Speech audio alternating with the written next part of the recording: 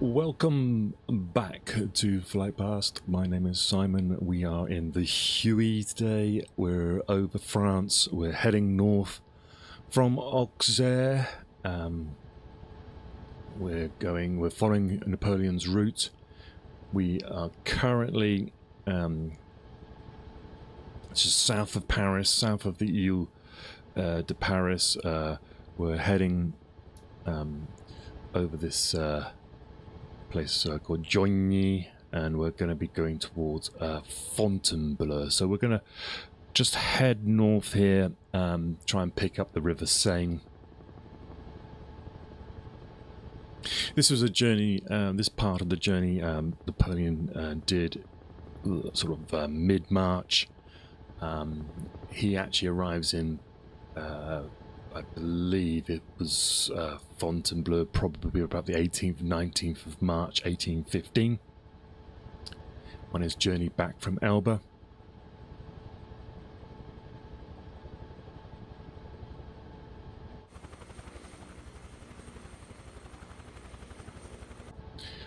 We were discussing a lot about Ney in the previous episodes because he was the instigator, basically, of this return of Napoleon. Without Ney coming across, it would have made life very difficult for Napoleon. But Ney, I believe, recognised that the mood of the army, the 30,000 troops that he went to command at Lons-le-Saunier, wasn't with the king. He probably recognised that the royalist elements of the army, some of them weren't popular because they had come back, and many of the Bonapartists didn't believe they deserved positions in the army, especially generals and things like that. And Ney recognised quite quickly that to take the army, or try to take the army down south to Lyon to basically arrest Napoleon, would end in civil war. He would talk about this during his trial later, and you can see that he's racked with guilt about this. What he's basically done is he's broken his oath.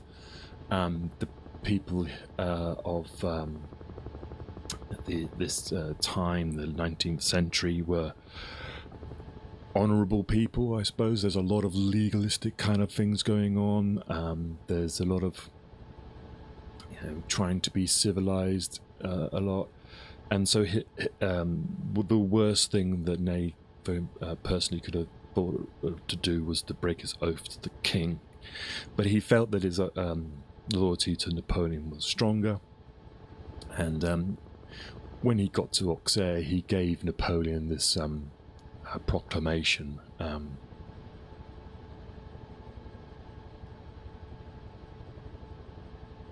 the proclamation was basically a way for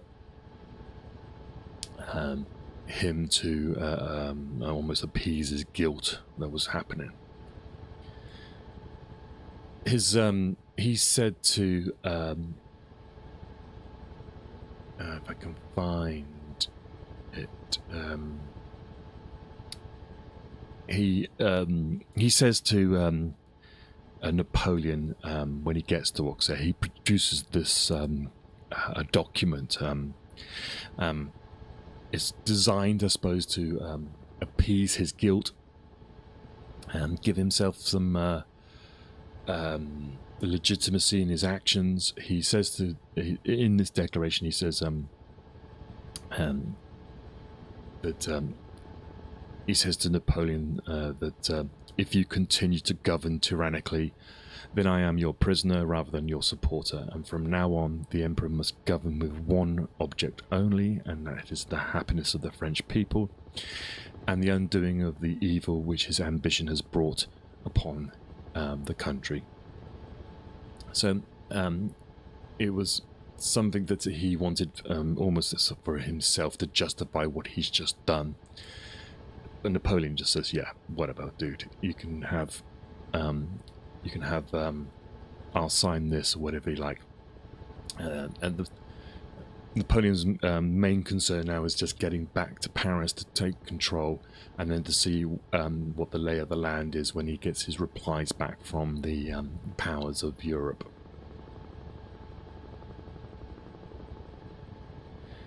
Back in after the war, Ney talks about his this period, and I've got this book here which is called Waterloo Recollections, and in it is the letter that Ney writes, I believe, to the Duke of Orleans, and he gives his account of justifications of his actions. In this, in his trial, he says, from the moment of the proclamation, that this is the proclamation that he would go across to Napoleon, he only longed for death. Many times I have thought of blowing out my brains out. And he talks about the reasoning behind it, and he says, could I hold back the sea with my hands? I was caught in a whirlwind, and I lost my head. And this is him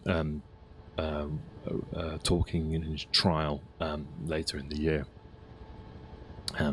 one which he eventually is executed for.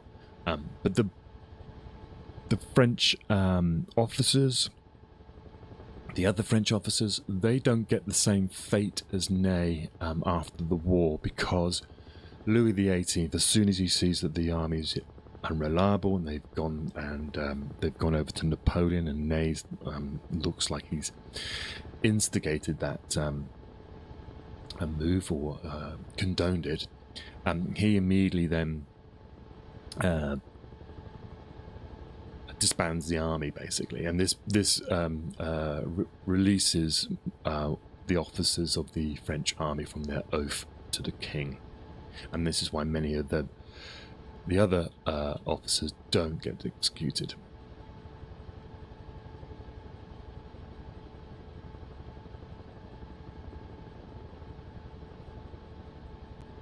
So Ney's desertion, I suppose you could call it, has meant that the French government in Paris has basically run out of ideas. The British are fully aware that they're not going to be reliable. The French army is not going to be reliable to the French government, and there's some funny notes that are being left on railings around the column of the Place Vendôme.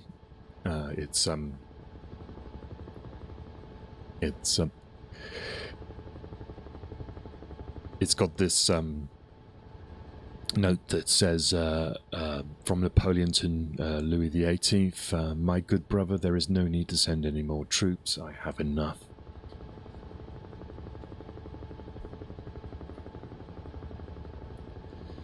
Right, so let's check the inboard map. Now, the way I'm set up is you guys are on the left in the chat. So if I'm looking at maps and things like that, I need you to keep a look out at the horizon and tell me if it's if we're crashing or not. But we look like we're probably about 10 miles now off Fontainebleu. So Fontainebleu is an interesting place. It's it's the scene of many treaties over the years. There was one that was in 1807, which was the treaty that allows. It was between Napoleon, I think, and Spain, and allows the French army to enter into Spain in order to attack Portugal.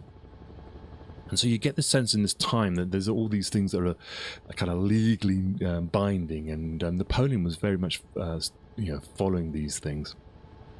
And so these treaties were taken very, very seriously.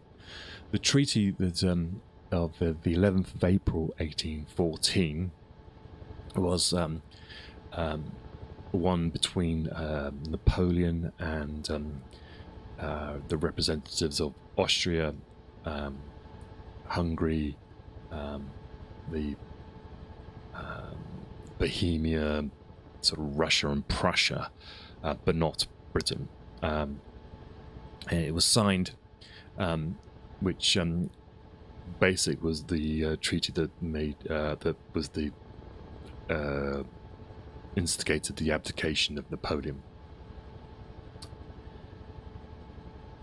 And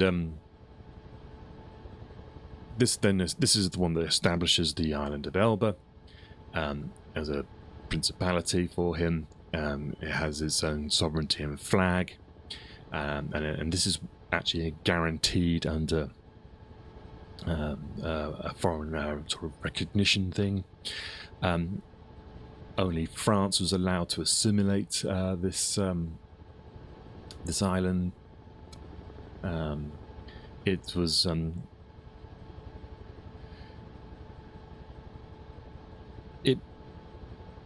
it said something like that any direct or any descendants of Napoleon couldn't rule France in the future, and it gave Napoleon, I think, something like £1 million a year pension, and he had to give up the French crown, he had to give up the French jewels, but he was given a bodyguard. He had to give up his estates in France as well, and he was permitted to take.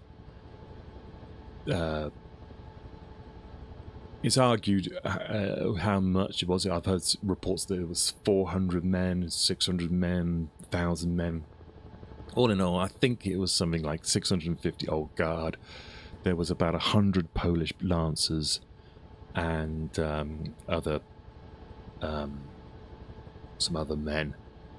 They were allowed to be his personal guard, and he would go down through France. He needed them, to be honest, because he got a lot of flack, as we discussed before, as he was going down through Provence and to Marseille, and eventually to his island.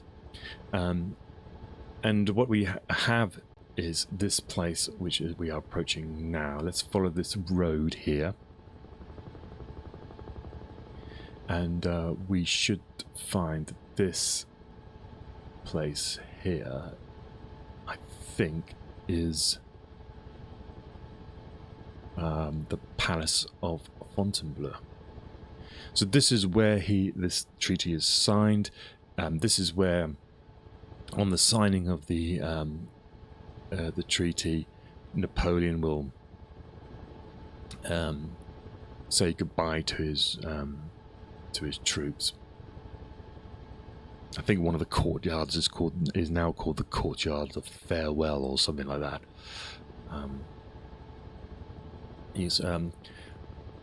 There's been a royal palace here for a number of, I think, from about the 15th century. You can see it's a lot of, it's near the Seine, so they could come down from Paris by boat. It's surrounded by forests for hunting and things like that, and many of the monarchs would add bits to this palace. And this is where Napoleon, as I say, says goodbye to his old guard. They're called the Grenades, the grumblers, the old grumblers. He kisses the flag and says goodbye and all that sort of stuff from here. So we'll just fly along this lake. This looks like a very ornate kind of piece of water. Parklands. I suppose in terms of for our British followers, it's a little bit like Windsor Castle for our royal family.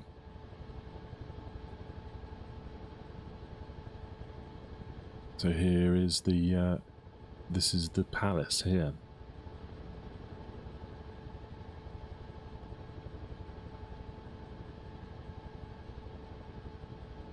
And what I will do, we'll just give it a bit of a circle for now.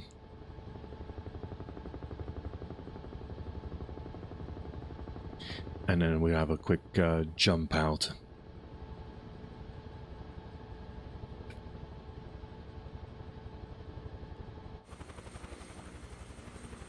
So you can see there seems to be lots of ornate gardens, several buildings, vast forests all around. Let's jump out here and have a look. Unfortunately, the photogrammic imagery doesn't seem to get as far as the town itself, but it looks like the buildings have been added on.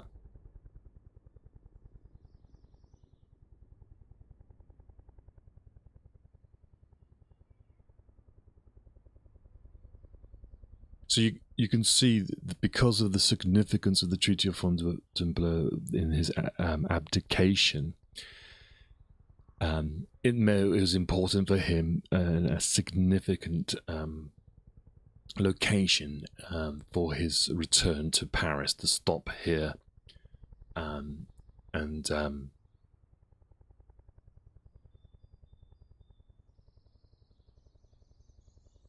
sort of reverse the process, I suppose, of his abdication.